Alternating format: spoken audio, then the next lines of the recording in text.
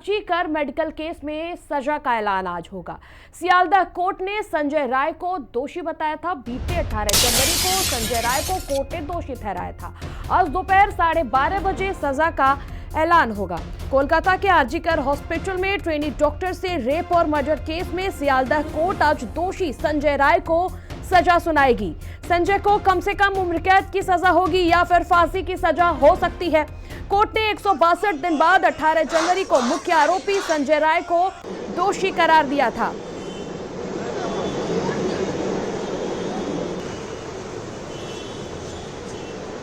और वहीं इस के बाद से पूरे देश में आक्रोश था। आपको बताते चले कि 8 से 9 अगस्त को यह जो रेप केस के बाद हत्या का मामला है वो सामने आया था। 10 अगस्त अस्पताल में रेप और हत्या 10 अगस्त 2024 को हुआ था। आरोपी संजय को 18 जनवरी को गिरफ्तार किया गया था। वहीं आपको बताते चले कि आरजी-कर मेडिकल कॉलेज में ट्रेनी से दुष्कर्म और हत्या हुई थी। वहीं पुलिस ने संजय राय को हिरासत में लिया। पूरे राज्य में विरोध प्रदर्शन भी शुरू हुए। वहीं सीएम ममता बनर्जी एक्शन में आई और 7 दिन में मामला सुलझाने के आदेश दिए। मेडिकल कॉलेज के प्रिंसिपल संदीप घोष ने अपने पद से इस्तीफा दे दिया। मामले के खिलाफ देश भर में विरोध प्रदर्शन होने लगे। कोलकाता हाईकोर्ट ने मामले पर स्वतः संज्ञान लिया। कोर्ट ने इसके बाद मामले को सीबीआई को सौंप दिया। मामले में 25 सदस्यीय सीबीआई टीम का गठन हुआ। कई लोगों की गिरफ्तारी भी हुई। वहीं कई मेडिकल छात्रों और डॉक्टरों ने राज्य भर में विरोध प्रदर्शन किया। आधी रात भीड़ ने आरजी-कर अस्पताल में तोड़फोड़ भी कर दी। वहीं आईएमए ने देश भर में आपातकालीन सेवाओं को छोड़कर सब कुछ बंद करने की घोषणा भी कर दी थी। सीबीआई ने संजय राय के खिलाफ चार्जशीट दायर की थी। सियालदह कोर्ट में मामले में ट्रायल शुरू हुआ। आपको बताते चले कि वही सियालदह कोर्ट ने संजय राय को बीते 18 जनवरी यानी कि 2 दिन पहले दोषी करार दे दिया था। वहीं आज उस मामले में फैसला आ सकता है। इसके लिए ये भी लगाई जा रही है कि कम से कम उम्र कैद या फिर फांसी की सजा हो सकती है। और इसी बीच देखिए, जो आरोपी है संजय राय, जब उसको अरेस्ट किया गया था, उससे बातचीत की गई थी, उससे पूछताछ की थी पुलिस ने, तो उसका ये कहना था कि मैं आरोपी नहीं हूँ। उसने तमाम ऐसे धार्मिक हवाले भी देने की कोशिश किए थे कि रुद्राक्ष का माला पहनता हूं, मैं कुछ ऐसा करता तो मेरा रुद्राक्ष टूट जाता। हालांकि कोर्ट ने ये कहा है कि आपको बोलने का मौका दिया जाएगा। यानी कि 18 तारीख को जब उसको दोषी करार दिया गया था तो ये तमाम बातें संजय राय ने कही थी और उसने ये कहा था।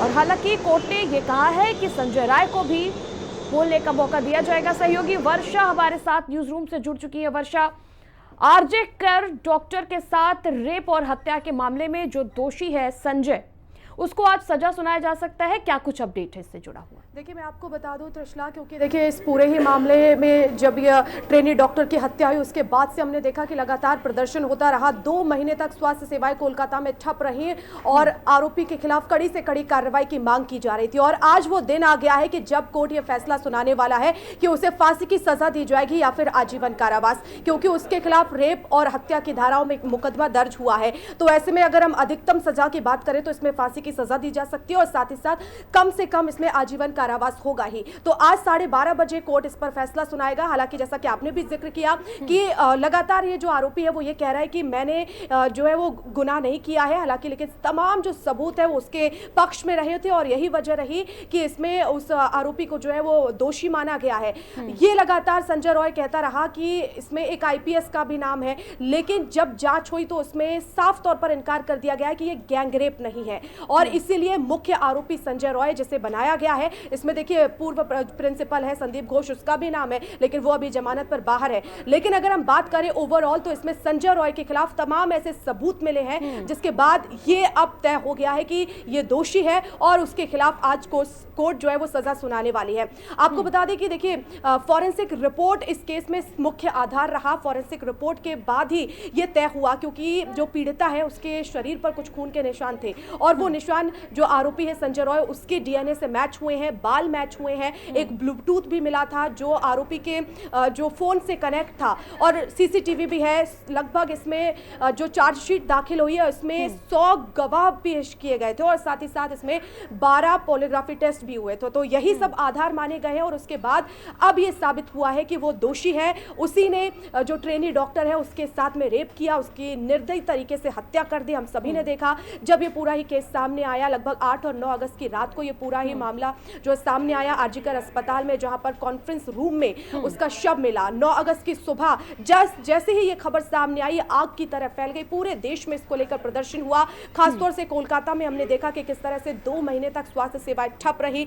ममता सरकार पर लगातार आरोप उठाते रहे और पुलिस पर भी कई जो है वो सवालिया निशान खड़े हो रहे थे, क्योंकि वो वॉलंटियर था, पुलिस कैंपस में रहता था और उसके अच्छे खासे संबंध थे और इस वजह से लगातार ये सवाल उठ रहा था। सीबीआई जांच की मांग की जा रही थी, लेकिन ममता बनर्जी की तरफ से कोई भी ऐसा आदेश नहीं दिया गया था सीबीआई की तरफ से। फिर उसके बाद 13 अगस्त को हाई कोर्ट ने यह फैसला सुनाया था कि अब इसमें सीबीआई जांच होगी और उसके बाद से ही लगातार सीबीआई जांच। बिल्कुल वर्षा, देखिए एक और पहलू अगर रुख किया जाए महिला होने के नाते, ये जो संजय रॉय है इसकी खुद की 3 बहनें हैं और जब 18 तारीख को उसको दोषी करार दिया गया था तो उसकी मां ने साफ लहजे में, साफ शब्दों में यह बात कही थी कि मेरी भी 3 बेटियां हैं, अगर ये दोषी है तो उसको फांसी की सजा दी जाए। एंगल देखिए, जिसकी खुद की 3 बहनें हैं, वो दरिंदा इस तरह के कृत्यों को अंजाम दे रहा है। हालांकि अब उसको दोषी करार दे ही दिया गया है कोर्ट की तरफ से, तो ये हम कह सकते हैं।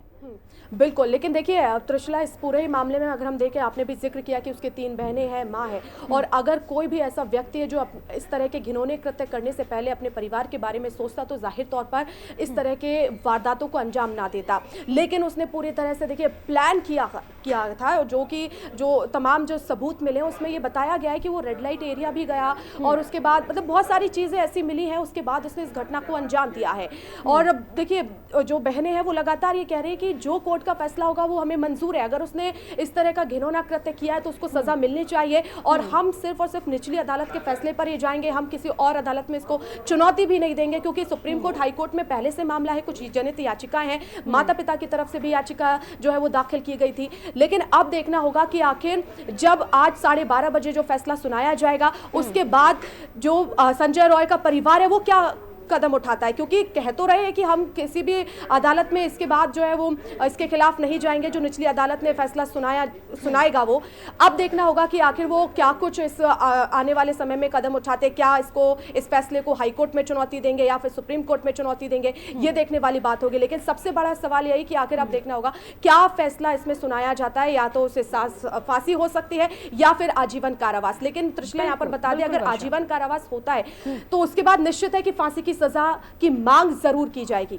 बिल्कुल बिल्कुल वर्षा, देखिए और जिस तरह से उनके परिवार वालों ने कहा कि जो भी फैसला कोर्ट सुनाएगी, अगर ये दोषी पाया जाता है तो हम उसके खिलाफ नहीं जाएंगे, और अगर ऐसा होता है तो एक अच्छा एग्जाम्पल भी है, क्योंकि इस प्रकार के दोषियों के लिए अगर कोई स्टैंड नहीं लेगा तभी इस प्रकार के कृत्य रुकेंगे। लेकिन वर्षा, अगर हम दूसरे पहलू पे एक बार रुक करें तो हिंदुस्तान में रेप होते हैं, कैंडल मार्च निकलते हैं, विरोध प्रदर्शन होते हैं, लेकिन महिलाओं की स्थिति जस की तस है। आखिर इस प्रकार के घिनौने आरोपियों में प्रशासन का भय क्यों नहीं है? आखिर क्यों कड़े प्रावधान, कड़े कानून नहीं लाए जा रहे कि किसी भी महिला के ऊपर हाथ उठाने से पहले या आंख उठाने से पहले कोई भी आरोपी 100 बार सोचे, उसकी रूह कांप जाए? ऐसे कड़े प्रावधान, ऐसे कड़े कानून होने चाहिए। देखो, आपको याद होगा 2012 में जब निर्भया कांड हुआ था, उसके बाद से ही लगातार ये मांग उठ रही थी कि महिलाओं के लिए भी ऐसे कड़े कानून होना चाहिए, जिससे अगर इस तरह की महिलाएं शिकार होती हैं तो जल्द से जल्द उस मामले में जो है वो सजा सुनाई जा सके। लेकिन देखिए तमाम सबूत होते हैं, उनको इकट्ठा करना होता है। कोर्ट लगातार ये भी कहता है कि अगर हम जल्दबाजी करेंगे तो हो सकता है कि इसमें कोई बेगुनाह भी फंस जाए, इसलिए अगर काम हुआ इस तरह से जो वारदातें सामने आती हैं तो उसमें मुख्य सबूत हो और उसके बाद ही जो है वो फैसला सुनाया जाए तो उचित होगा। और ऐसे में देखिए तमाम सवाल भी नहीं उठेंगे। और रही दूसरी बात, परिवार में जिस तरह से लगातार, चाहे वो माँ हो, उनकी बहनें हैं, वो ये कह रही है कि हम जो है कोई भी आवाज़ इसको लेकर नहीं उठाएंगे। और देखिए जब इस तरह की बढ़ गया है, ये जो घटना आप लोगों को क्या सुनने में आया, जो कांड घटा है, ये कैसा देखते हैं आप लोग? ये बहुत बढ़िया, बड़े क्या बात बोलो, एकदम निंदा का बात है ये। हम लोग तो परिवेश, हम लोग का घर के लड़की था वो, हम लोग सोचता था ये यहाँ पर एक डॉक्टर है तो हम लोगों का दिन रात कभी किसी को कुछ होगा तो उसका पास जाना था, ये हमको लोग को लिए ये चल गया है। आज क्या बोले, ये हो नहीं पाया, ये हो नहीं पाया।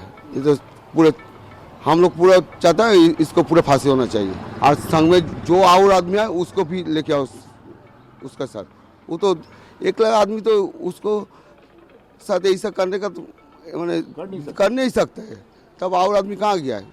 वो लोग तो धमाचाव पर गया हो, तब आ क्या बोलेगा इस। आपका नाम? हाँ, परितोष है। সর্বোচ্চ সাজা। এরকম অপরাধী মানে সমাজে ঘুরে বেড়ালে অপরাধ আরো বাড়বে, তাই জন্য আমি অপরাধ করেছে সর্বোচ্চ সাজাই চাই। সাজাদানে কি আপনারা সন্তুষ্ট না? না। আপনারা মনে করেন বিচার প্রক্রিয়া এখনো সম্পূর্ণ হয়নি? বিচার সম্পূর্ণ হয়নি, তদন্তই সম্পূর্ণ হয়নি, কিন্তু ও দোষী সাব্যস্ত হয়েছে, ওর ফাঁসি চাই এবং এখানে বিচার। और इस मामले को लेकर के दोषी की फांसी की भी मांग लगातार उठ रही है। हालांकि अब सबकी नजर इस पर टिकी हुई होगी और देखना यह होगा कि कोर्ट आखिर क्या कुछ फैसला इस मामले में सुनाता है। और सभी को किसी ऐसे कड़े फैसले की उम्मीद है ताकि किसी और की दोबारा हिम्मत ना हो सके किसी महिला की अस्मिता पर हाथ डालने की। और फिलहाल इसी खबर के साथ उस बुलेटिन में इतना ही। देखते रहिए हिंदी खबर।